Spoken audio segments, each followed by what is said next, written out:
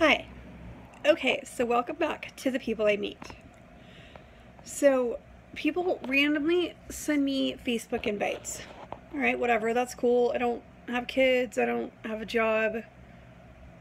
I do have to worry about getting hacked. Sometimes I get that. But usually, I'm okay.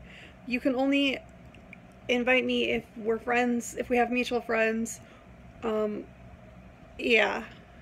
And you can only message me if we're in the same groups, I think. Although I think there should be, I wish there were a way you could not let anyone message you. Or I wish there were a way I could not respond. Anyway, so this girl randomly messages me the other day, or not message, she asks for a friendship, and I say yes, because I say yes to everyone, because that's, got nothing else to do. And honestly, some of my Facebook support groups have been my therapy, my rock, my sanity. I'm bored out of my mind. So, I accept her. Within minutes, she messages me, "Hi, what's up?" And I'm like, hi, do I know you? Like, how are we friends? And she's like, "We have mutual friends." And I'm like, "Oh, cool. Are we in any groups together?" She's like, "No." I'm like, "Oh, cool. Why'd you friend me?" She's like, "Oh, I just wanted more friends." I'm like, "Oh, that's cool.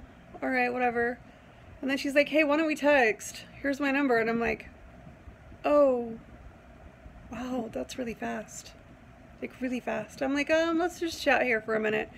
But then, of course, I ended up giving her my number, and if she's totally crazy, then I'll just block her. But then I accidentally sent a text to her when it meant to go to someone else. And the new girl here is learning how to drive. She has a car. And she's also teaching me how to use the hand controls in her car, which is helpful, but she's left-handed, so I'm glad the foot pedals are not disabled. So I texted Jess, or I meant to, and I was like, "Hey, we'll go driving this day." But I accidentally texted that girl, and she was like, "I don't even have a car." I was like, "Oh, okay, sorry, wrong person." "Okay, cool, let's have a chance of us meeting then." Alright, sweet. But really, why do I do this? Like, she jumped on being friends with me. Surprising she hasn't actually texted me since. I kind of thought she might. But no. So far, no. We'll see, though. We'll see what happens. And I was telling Shane about it, and he was like, "You might be doing people a disservice by allowing them to be your friend, and then you get bored with them, and you're like their first friend, and then you throw them away." And I hadn't thought of it like throwing people away, but I do get bored with people.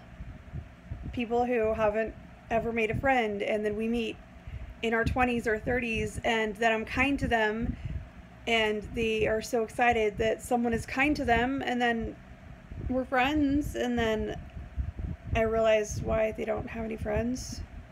And I try to help them, I do, but I'm like, "Hey, this is what you do that, like, drives people away."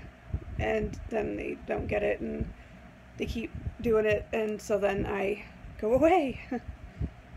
So I hope I don't do people a disservice by being their only friend and then throwing them away and hurting them more. I hope they don't feel like they're being thrown away.